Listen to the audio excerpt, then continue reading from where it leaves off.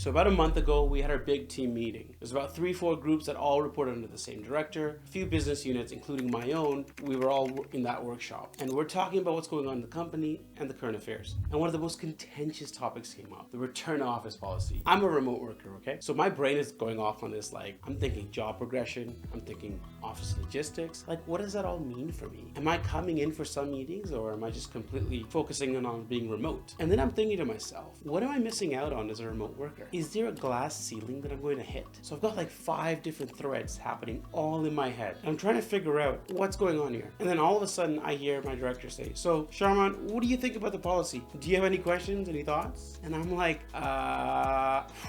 complete brain fart, you guys. I had all these ideas in my head and I wanted to get them out, but I couldn't because I couldn't figure out which one to start with. See, my brain had so much to say, I just didn't know where to begin. And that freeze, it wasn't because I was unprepared. No, it was because I was over prepared and my brain couldn't pick a lane. Like I had 20 different tabs open in my head at the same time and my brain just couldn't pick one. So here's what ended up saving me in that moment. And I call it the GPS method. There's 3 moves that'll help you recover when your brain freezes mid-thought. So you don't have to fake a coughing fit to buy yourself some time. Now, before you understand the GPS method and how it works, I need you to understand why the freeze happens in the first place.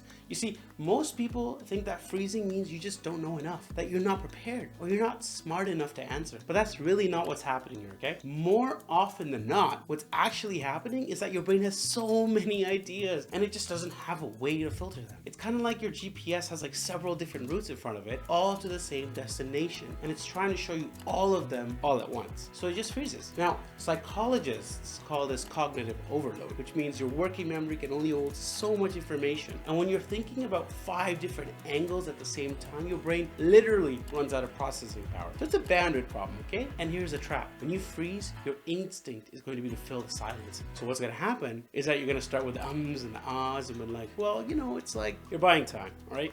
But what you're doing is you're actually signaling panic, or worse, you're gonna pick a direction and you're just gonna start talking. You're gonna start rambling, you're gonna go in circles, and you're gonna say 3 things all at once, and none of them are gonna land with the audience. And when you walk out of that meeting, your mind will start binge watching your mistakes like it's a brand new Netflix series. Like, man, why didn't I just stick with that one thing I wanted to stay? Why couldn't I just get it out? Does that sound familiar to you? Yep, happened to me. And you see, the problem isn't that you froze.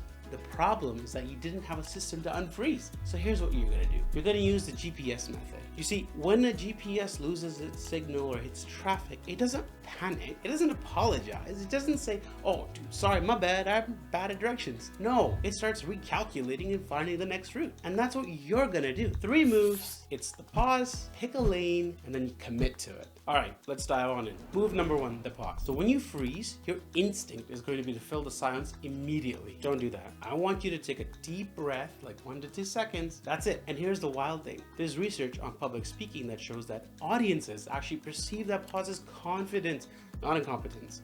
So you might think you look stupid, but really the audience thinks you're very thoughtful. And the pause isn't dead air, folks. It's your brain switching from panic mode to problem-solving mode. You're giving your prefrontal cortex the chance it needs to catch up. So when someone asks you a question and your brain goes blank, don't start with the ums. Start with silence. Breathe. Let the pause work for you. Now I get it. 2 seconds of silence might feel like 2 hours. Your face is gonna start to warm up, your stomach's gonna flip, and your brain goes, ooh, we're doing panic today! And you're just standing there like a loading screen, but there's no progress bar. And everyone's watching, waiting. And you're thinking, oh, dude, I swear, I'm smart, I'm progress, I know my things. You can't even get your English right, I get it. These are all valid feelings, but I want you to remember that pause is necessary for you to buy the time your brain needs to do its job. Because if you skip the pause, you're gonna start rambling. You're gonna make that freeze even worse. It's like trying to drive while your GPS is still recalculating your route. And you know that never ends well. So breathe, trust the pause. Your brain is working, right? Just give it a second. All right, so you've paused now. Now we're gonna move on to number 2, which is pick a lane. See, the reason you froze is because your brain had so many routes available and you need a filter. You need to be able to pick one lane and start driving. Now, there's a communication coach that I follow, his name is Vinh Giang, and I've attended a few of his communications classes as well, and he's taught me some very cool way of filtering through this stuff. It's called the 3-2-1. 3 steps, 2 types, or 1 thing. When your brain has so many ideas, you gotta ask yourself, can I frame this as 3 steps to something? Can I frame this as 2 types of something? Or maybe I can boil this down to the one thing that matters most. You pick any one of those and you can start talking, and that's gonna be your lane. See, in my group meeting, when my director asked that question and I had those 5 different thoughts in my head, I paused and I asked myself, what's the one thing that mattered to me? And it clicked. The one thing that concerned me the most was my career progression. Everything else was noise. And that brings us to move number 3.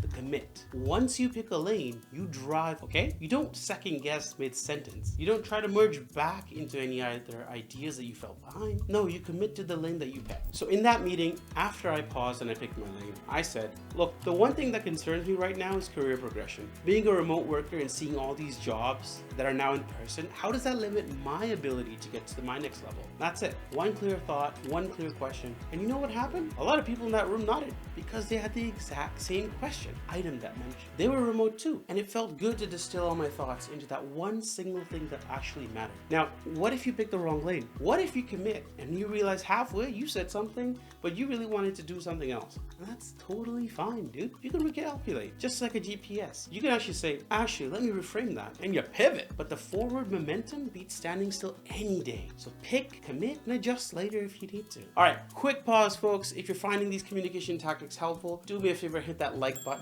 I'm trying to build out a whole series on workplace communication. You know, tips, frameworks, all the things that would have helped me back in the day. Anywhere from how to stop meeting hijackers to handling pushback without getting defensive. If you don't want to miss what's coming next, hit subscribe as well. But in the meantime, let's finish the GPS method. All right, now you've got your 3 moves. Pause, pick a lane, commit. But here's where most people get stuck. They say, all right, cool, I'm gonna go pick a lane. How do I pick when I have so many options? See, that's where those filters come in, remember? The 3-2-1? 3 steps, 2 types, 1 thing. But you can use other filters depending on your situation. Like, you can filter by what's the first thing my audience needs to know, what's the most important thing they need to know right now, or what's the thing that affects them the most. Any of these work. The point is, you're not trying to say everything, you're trying to say the one thing clearly. And you can always add more after that. Now here's where you're probably going to resist internally. You're going to think, but if I say only one thing, I'm going to miss all my other stuff. And I get it. You've got 5 great points and you don't want to leave 4 on the table. But here's the truth, folks. If you try to say all 5 at the same time, you're going to say nothing clearly. They're just going to blur together and no one's going to remember any of them. But if you say the one thing with clarity and confidence, people are going to remember it. And then you can add, oh,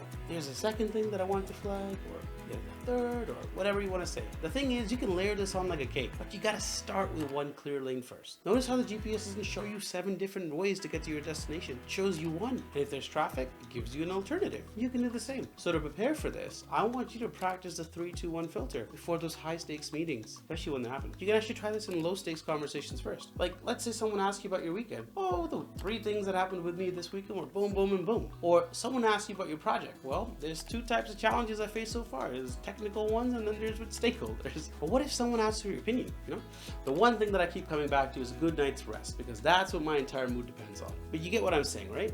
The more you practice picking these lanes in those easy moments, the more automatic it becomes in those hard moments. And here's the thing, even if you don't have time to think 3-2-1 in the moment, just having that filter that your brain can reach for is better than having nothing. It's like having a spare tire. You might not need it, but it's good to know that it's there. So that's the GPS method, folks. When your brain freezes mid-thought, you pause, take a breath, let the silence work for you. Then you pick a lane. Use your filters, 3, 2, 1, and you choose your angle and you start from there. Then you commit to it and you drive forward. Don't second guess mid-sentence. And you know what? If you need to recalculate later, you can. You know, a few weeks after that group meeting, I was in my quarterly look back. Like, I had to share my wins from the quarter. Oh, so many to remember. I mean, I'm brilliant and I'm too articulate. But like, I had to ask myself, I was like, well, what's some way I can distill this? And I thought, you know, I could talk about the initiatives I did. And so there was 2 types of initiatives that I did. And I worked on software and AI related and hardware-based working with operations. And that's it. I filtered all the chaos. I delivered it cleanly. No freeze, no ramble. The GPS method isn't about having perfect answers. It's about having a system for you when your brain decides to leave you, because it will. And when it does, don't panic. You just say, you know, I'm just recalculating in my head. Now, folks, sometimes the problem isn't that you froze. Sometimes you know exactly what you have to say. And sometimes it's the thing that nobody wants to hear, which is bad news. You know, the project is delayed, the budget got cut, the partnership won't continue, and you're the one who has to deliver that news. So in my next video, I'm going to show you how to have those conversations without burning the relationship. We'll call it the detour. And until next time, folks, have a wonderful day. Bye-bye.